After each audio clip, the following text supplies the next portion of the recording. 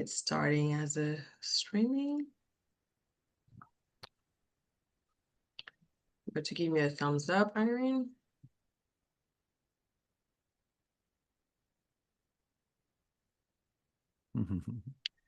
All right, we are live for another coffee talk with Kristel. You can see I've started with my little red lipstick there. So grab your cup of coffee, your tea, whatever is warm. At least for me, because at the time that I'm doing this is a nice Thursday morning, and I love that I have today my guest speaker is going to be joining us all the way from the mountain of Mount Shasta, which it's been a year since I was last there, and I spent almost 10 months in Mount Shasta. It was a treat to be in the mountain, in the Lemurian energy, into the sacred energy of what they call the earth, the root chakra of the world. And the people that I've met, the courses, the energy, the sessions that I've done and that I did over there. Matthew, whom I'm bringing forth today, is was my mentor, guide. I'm not gonna say was in this particular container of sessions that he did. That's what he did. He continues to be a guide, and I see you can follow him on social media. He has courses. He just started sharing with me also an annual event that they do. So just want to preface that I actually have worked one-on-one with Matthew and helped me in connecting with my inner child. Mediumship course that I did with Matthew. And I think it was about 3 months. So intense, one-on-one, very valuable, feeling the colors in my field, just really impactful. And I asked him, would you come and share with me whatever is in our heart to share right now as we co-create this moment? And he said yes. So without further ado, I'll bring forth my friend, mentor, teacher. Where's my spotlight? Matthew Bueno, who's joining us early morning from Mount Shasta. It's too early. It's But thank you for being a yes and being here. How are you? I'm doing well. I have had a lot of things happening this past year. It's amazing right now because there's so much happening in the world. There are groups of consciousness, which is people who and the collective who focus on one thing or the other. For us living here in Mount Shasta, a lot of people here in Mount Shasta were called here. I broke down in 1986 over 1996, excuse me, 1996 over on Sweetbriar, which is by the Sacramento River, coming down from a medicine dance in Yakima, Washington, and I lost my transmission. It just went out on me on the way down from the hill coming over Mount Shasta, and I didn't even know there was a town here. I thought it was just the mountain and maybe a couple lakes and rivers. I didn't know there was an actual Mount Shasta town back then because it was so small, and there was a few stores, and I found this place, and I just started discovering so much more here. And it was almost like an introduction from the mountain, literally. I couldn't go anywhere for like 6 weeks until I got a transmission from Sacramento. And so it's been a wild ride here. How the mountain, when it invites you here, you become part of that invitation, and it's wonderful to be able to be in that frequency vibration. We all have what we call an octave. An octave is like a tuning fork. Our bodies, we have energy and we have water in our bodies. And so whatever we think, whatever we focus on, we amplify that with good. If we have When we have good intentions, we amplify that energy out from our body. And my octave has always been like the tuning fork of drawing in adventure, drawing in guides, teachers, ceremonies. My personal deep search or octave has always been implemented in me from a very young age, as I was adopted and at 3 months old. And It was uh, it was because I searched for my birth parents that I continue to search for them in a way that fills that part of me up, that missing part of myself. And I'm not sure if all adoptees feel that same way, but I know for me, my sister was adopted as well, and she comes from a different family. And she found her parents, her mom, when she was 19, and she had the advantage because she became a social worker, so she was able to get all her transcripts, from that time easily. And hers experience was not what I would want for myself. It was a really horrific experience for her and very dramatic and emotional. And I think for the most part, adoptees always want to know if we have siblings, we have brothers and sisters. And I grew up wanting a brother so bad, and I actually did. I have two, Danny and Anthony, and then a sister. And the funny thing is that my sister that I went to school with her. I didn't even know. I went to school with her. And when I met her, I said, "Oh my God, it's you." And we both, were laughing about that because we were going to school together. And so throughout my life, I've always been searching for my birth parents. It took me 47 years to find my mom and then find my sister. Or I found my sister, my mom, and then my dad. And it's funny because my octave, my search energy, looking for relatives all this time, I was manifesting constantly people in my life. I manifested medicine men who became teachers. I manifested other brothers and sisters that became part of my family. I manifested ceremony that helped me to go deeper into myself. And the beautiful thing about life, this my life has been, is that there's always a new chapter. There's always something different coming up for me, a new chapter. Just, and I can tell, and it just doesn't come with age. I think it comes with experience. And the more experience that you have in life, the more experience that you gain in yourself, it really grants you a new set of eyes, like your perceptions start to shift and change. And I can recognize when I was really young, I was really super spiritual. I had a lot of power, I guess, in my 20s. I was able to move things with my mind. I scared a lot of people. And I was like a kid in a toy shop because I could do all these things with my mind. I can call in the spirits. I can heal people with my mind. But the world wasn't ready for that, and I recognized, and I became more of an outcast than someone who people wanted to know, because I was weird. And and at that time, I had to really look back and just kind of tone everything down, which is, I feel a lot of us do in life. A lot of us have gifts that we have to tone down because a lot of people are afraid about what we have, the kind of power we have, and people are afraid to bring that out.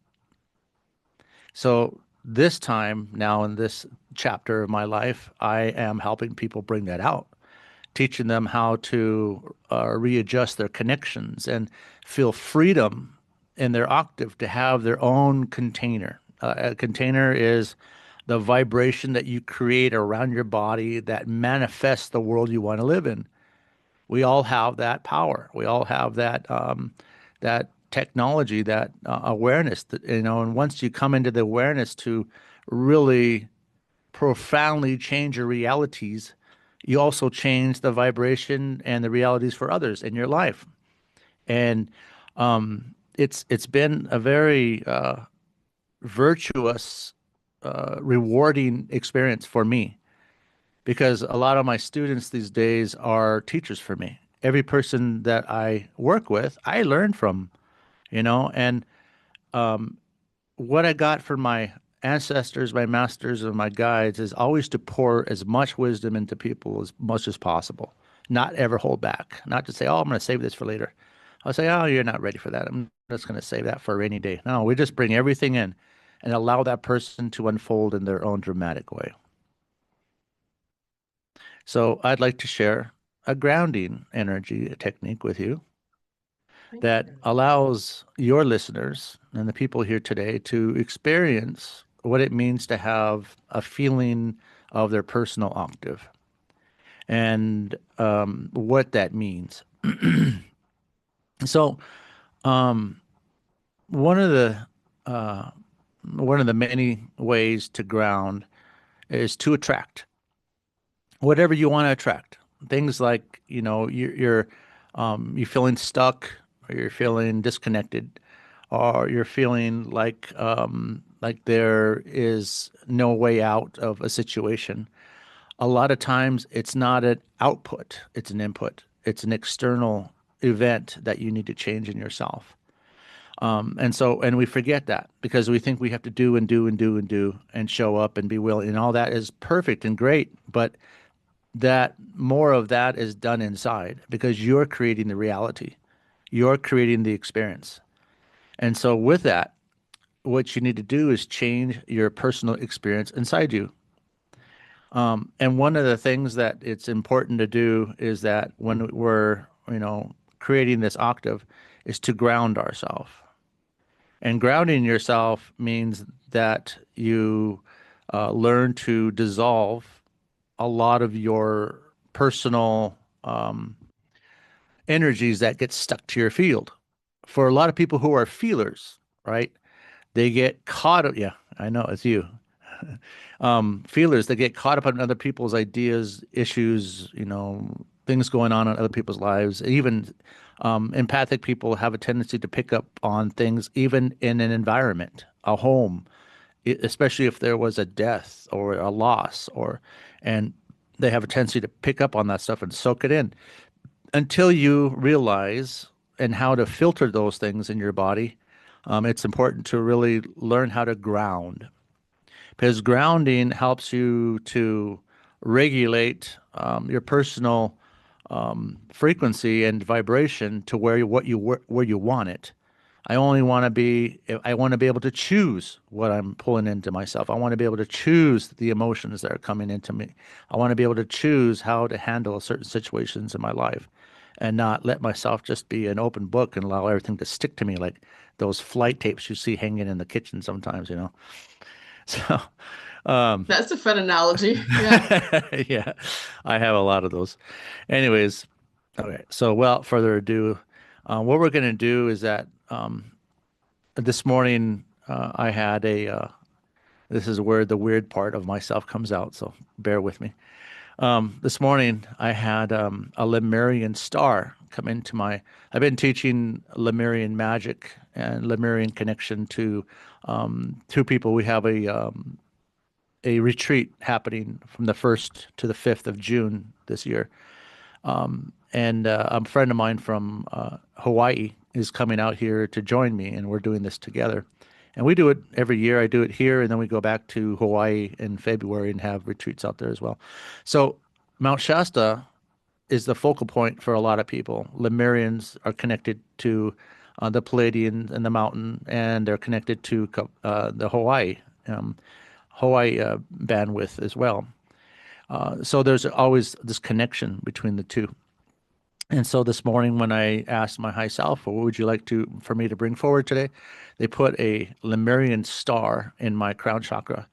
And what it did was that it amplified all my chakras. It went into my third eye, my throat chakra, my heart, spleen, solar plexus, spleen, and first chakra. And what that means is that it unveils every chakra in our body. There's all different aspects of the chakras.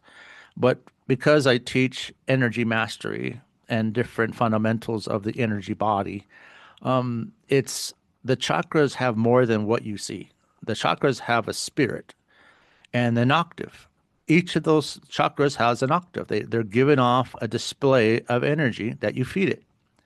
And whatever your high self is determined to place in you, that you learn what your mission is, what you're being called to do, where you're being called to do, what people you're trying to attract or are attracting, It is like an antenna of intense manifestation. And so when they put the star down in my crown, automatically, bing, bing, bing, bing, all of them had like they turned on like Christmas lights, and then they showed the three different layers of the chakra. The middle layer, the center is the octave. The outer layer is the manifester. The outer layer of that is the skin or the light body of your mission, your karma, your lessons, your forward motion. And with all of them connected at once, it projects an imagery out into the world, like when you go to the movie theater and then the projector sends it onto the picture and you see the show. Same thing. And so it's coming out from our body, frontwards and around us. So the way to do that this morning for each of you or any of you that would want to manifest something completely different, one of the things that people need to realize and to understand is that your thoughts are a magnitude mixed in with your mission and the light of the creator, of your higher self, your higher dimensions, automatically manifest 10 times. So a lot of us, what we do is we hold back. We want this, but we don't really want it. We want to do this, but that's too much responsibility. I want this, but that's just way too much. That's just overwhelming. But so we need to get out of that. Stop minimizing your thoughts, your manifestation. Stop minimizing yourself into the world. Let yourself have everything. Just do it all. It will manifest and align for you once you get it into your octave. When your octave is activating those realities, you automatically start to get in alignment with it, and it's in perfect sequence for you. And the object is to flow and not to be in force. When you're in flow of the universe, and there's no more pushing. And so it's important to really recognize, not to feel like you're never going to get what you're asking for. You're wishing for things, but you're holding back to those wishes. You're minimizing your attempt to make these things true for yourself. So, what we do for that is that we put right here, we put a symbol. And because we're working with Lemurian energy, we would put like a 6-pointed star there with 6 points in your third eye. And then you would put the same symbolism as your chakra, the 3 points, the center octave, the outer shell, the spirit of the chakra, and then the manifestation light. And so whenever you put anything on your crown chakra, it sends out a beacon. And that beacon starts with the body first and then goes out. So you, the human being, is the center, is the octave. The energy, your spirit, is the octave that sends out. And then the energy from beyond that is the energy that you're getting help from. You're receiving the energy of your higher self into your body, and it goes out of you. So